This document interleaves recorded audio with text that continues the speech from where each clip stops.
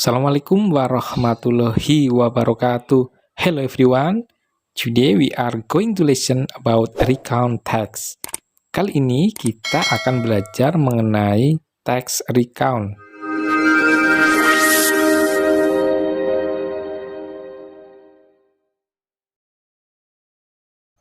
Recount text is the text which tells about something happened in the past.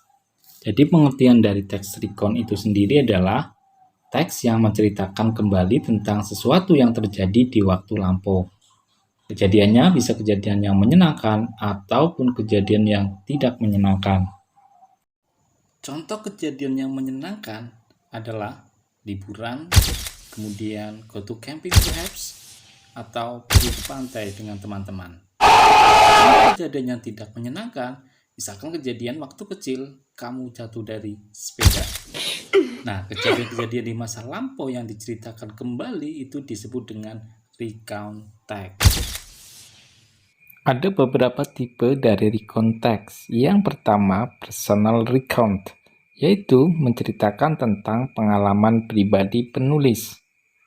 Contohnya adalah pengalaman pergi ke Bali, pergi ke kebun binatang, atau bahkan pengalaman nonton film di bioskop. Tipe yang kedua adalah factual recount, yaitu menyajikan laporan atau peristiwa yang benar-benar terjadi.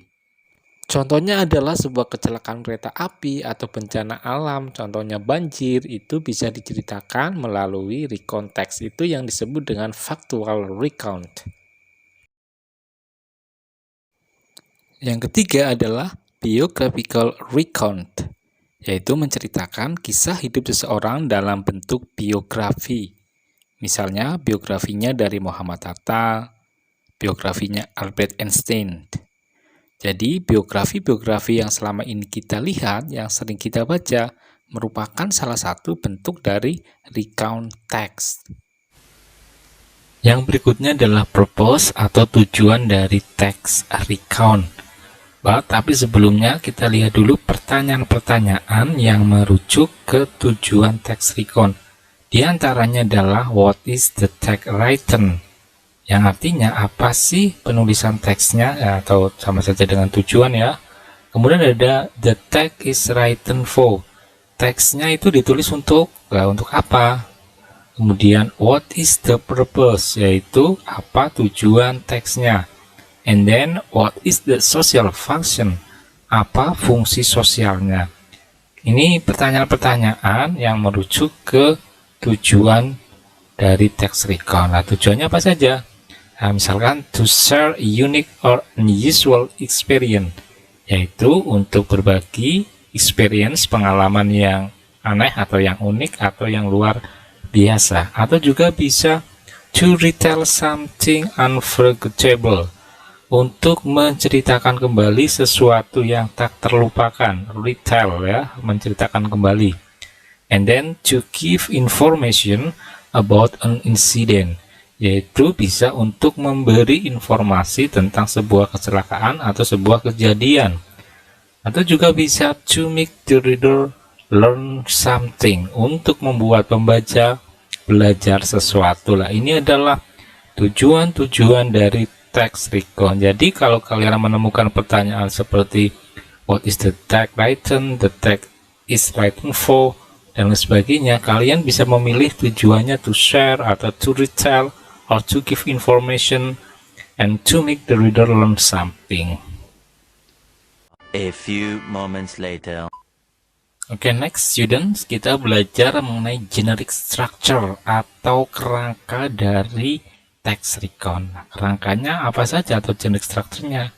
Oke, the first one, yang pertama, orientation. Apa sih itu orientation? Nah, orientation itu artinya perkenalan lah. Di sini menginformasikan tentang siapa, di mana, dan kapan peristiwanya itu terjadi.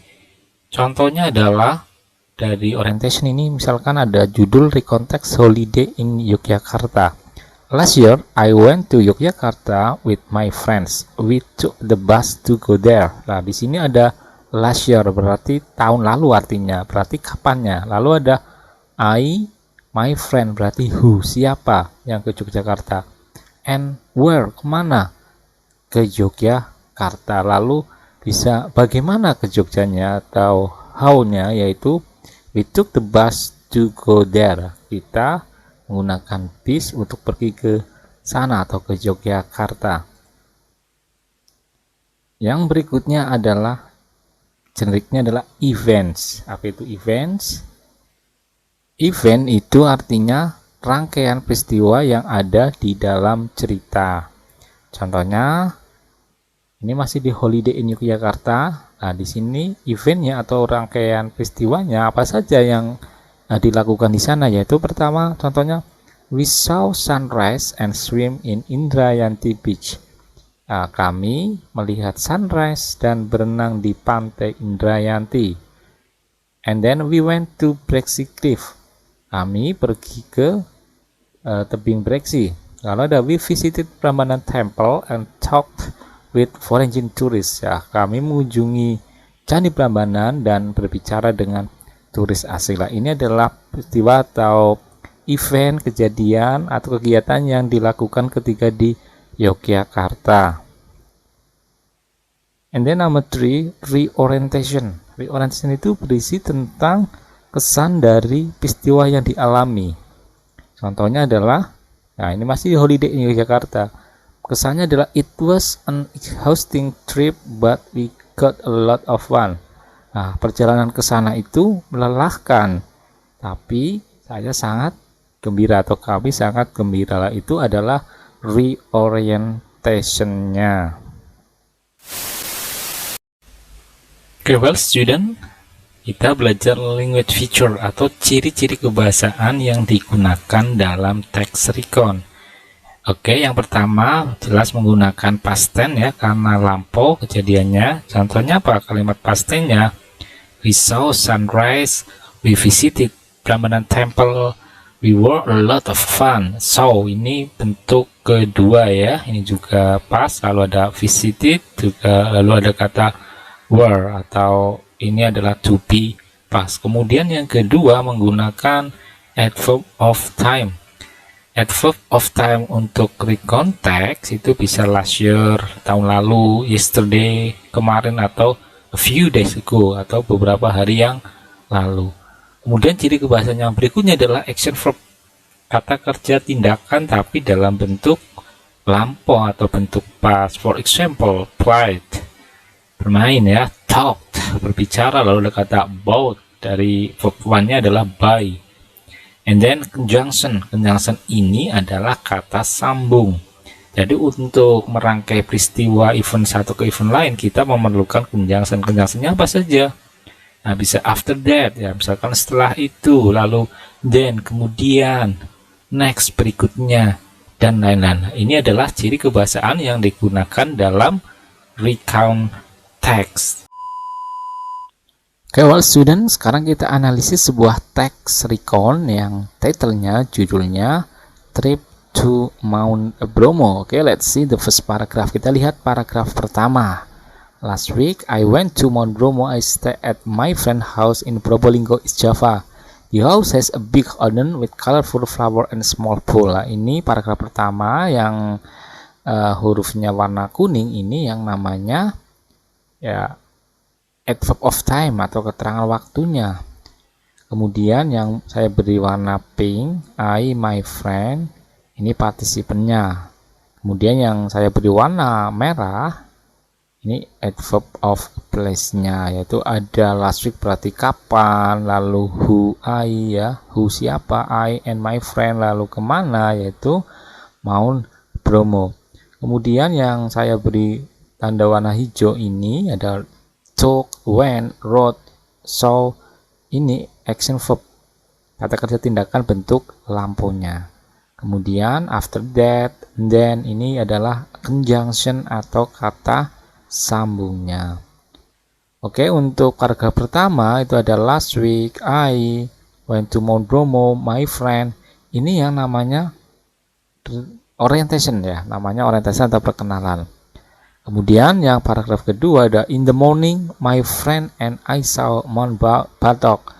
The scenery was very beautiful. Berarti di sini adalah namanya ya eventnya atau kejadian, rangkaian kejadian yang dilakukan ketika trip to Mount Bromo. Kemudian paragraf terakhir di situ ada kalimat "We were very tired. However, I think it was really fun to have a holiday like this." Kami sangat capek, akan tetapi sangat menyenangkan liburan seperti ini. Ini berarti ya reorientation-nya. Oke, cukup sekian untuk video kali ini. Terima kasih sudah menyimak videonya. Saya ingatkan lagi, jangan lupa untuk like, subscribe, dan komen biar channel ini lebih berkembang lagi. Thank you very much. Wassalamualaikum warahmatullahi wabarakatuh.